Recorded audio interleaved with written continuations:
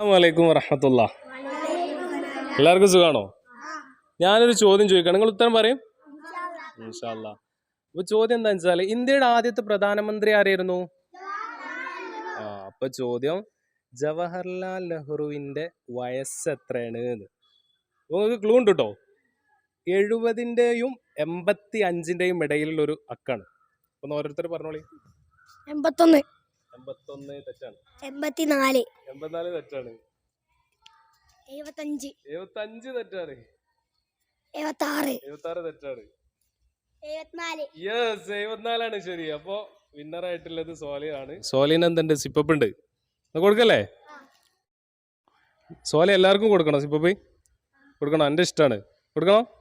എല്ലാവർക്കും സോലി പറഞ്ഞുകൊണ്ട് എല്ലാവർക്കും സിപ്പപ്പ് ഉണ്ട് കേട്ടോ.